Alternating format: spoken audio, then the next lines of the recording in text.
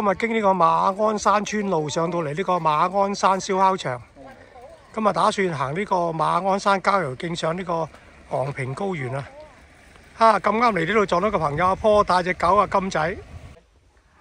好，今日而家經呢個馬鞍山村呢度呢，就去呢個馬鞍山郊遊徑，前面就係昂坪嘅高原啦。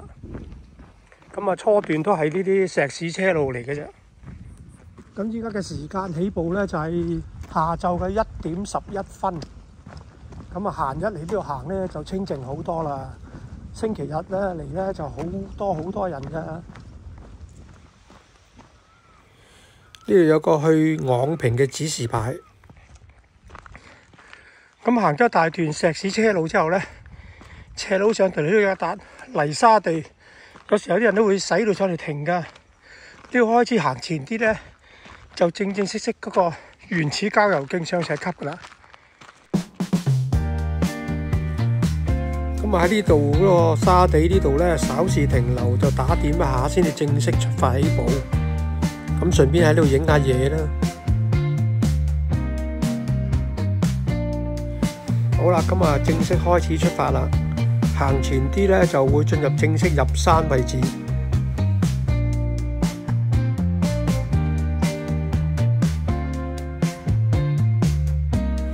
咁啊嚟到呢一度呢，開始就要上山噶啦。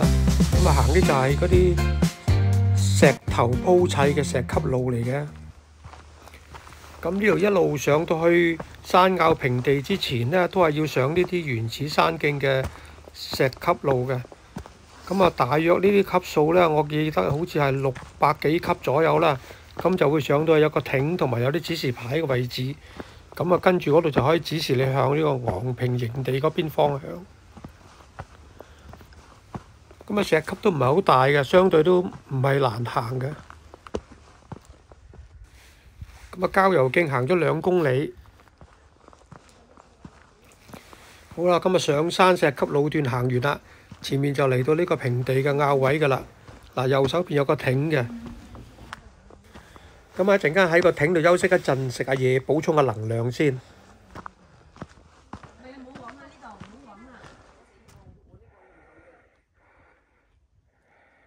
好啦，而家向呢個昂坪營地進發。咁而家行緊呢啲石仔呢，呢啲石頭我印象中好耐以前啦，可能20幾年前好似唔係咁噶喎。而家呢條係麥理浩徑嚟嘅，嗰啲石仔以前好似係泥沙路嚟嘅啫喎。其實鋪咗之後就冇乜特別啦，無端鋪高咗佢，唔知點解啦。好啦，到達呢個昂坪大草原嘅位置啦。今日啲天色非常之蔚藍色的天空啊！昂坪草原呢，非常之寧靜啊，好少人啊。咁啊，出嚟睇下呢個西貢下邊嘅海景先。咁而家鏡頭望落去呢，就係西貢市中心一帶，一路遠望啊，睇到滘西洲啊、橋咀島啊咁樣。呢邊遠望呢，就睇到蚺蛇尖嘅山頂喎。咁大平原呢一邊呢，就而家可能係冷天，啲草就唔係綠色。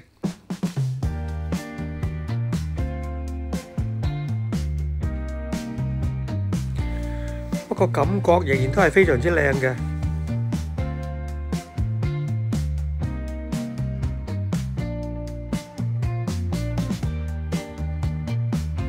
今日天氣啊，雖然係凍嘅，但係你上到嚟又唔係覺太凍啫噃。咁啊，遠望西貢內海一帶，大金鐘就出現喺眼前啦。一陣間呢就會上呢個山頂嘅。咁呢一度呢，旁邊有一個昂坪嘅觀景台啊，介紹附近一帶嘅風景嘅。呢度望過去呢，右手邊呢就係白沙灣啊。正面遠望過去呢，就睇到萬宜水庫嘅西壩添噃。再遠啲嗰個呢，就係東壩嚟嘅。好啦，咁喺度流連咗一陣之後呢，而家正式上山，向呢個大金鐘嘅山進發。咁啊，要跨過前面呢個草原，準備進入嗰個泥沙石路啦。從遠處望過去呢，就上大金鐘就好似冇乜人。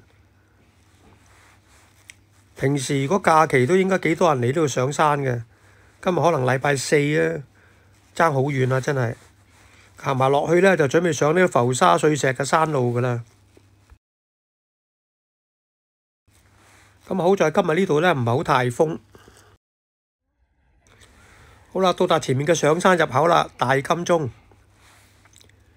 哇！一開始上初段呢，真係浮沙碎石啊！咁睇呢，又自己又唔係好覺佢斜，但係實際都斜斜地嘅，同埋好多碎石啊，所以就會跣啲嘅，稍微吃力一少少。過咗呢紮浮沙碎石呢個平台位呢，望返落下邊西貢一帶嘅風景，咁其實同下邊望啊唔係幾分別大嘅。稍微高少少啦，嗱呢個就係平原嘅位置，呢個呢，就係準備上山嘅山頂啦。逐之尾呢，好崎嶇陡峭嘅山路就行完啦，有啲要爬下嘅石，就嚟到呢個大金鐘呢個山頂嘅標高處啦。咁啊，標高處寫住530幾米喎。喺山頂望過另外一邊呢，就睇到馬鞍山啊，馬鞍頭。仲睇到彎曲山，非常之明確嘅山路啊！再睇多一次下邊西貢嘅風景啊！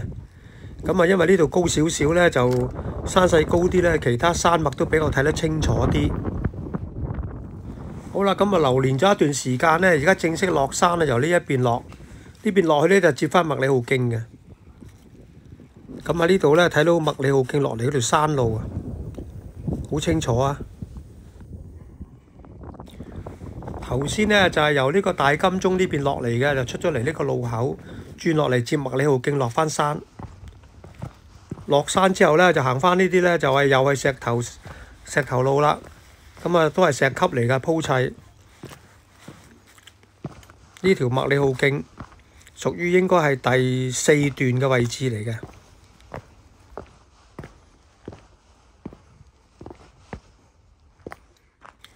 好啦，咁啊行完啦，出返嚟呢度就係之前頭先上山嗰個郊遊徑上嚟嘅出口個位置嗰度啦。前面就係右手邊就係落山位嘅，行返去埋喺前面個艇，再休息一陣，補充下能量先至落山。呢度個路牌呢，右手邊指示落返去呢個耀安村嘅。好啦，正式開始向呢個馬鞍山嗰個村嗰個燒烤場落返去終點，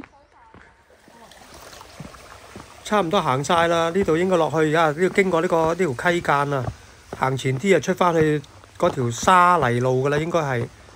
咁啊，而家呢啲路況呢，就係咁上下啦，都係石頭路，你要小心睇路㗎，唔可以求其亂行嘅。咁啊都有鍛鍊性㗎，唔錯㗎。今日行啊短短地，大概都係7公里多啲嘅，全程來回都係。石級路就行晒啦，又出嚟泥地，行前啲就出返去嗰條車路㗎啦。好啦，今日返返嚟燒烤場呢度啦。咁啊，今日嘅行程就完咗啦，下期再會。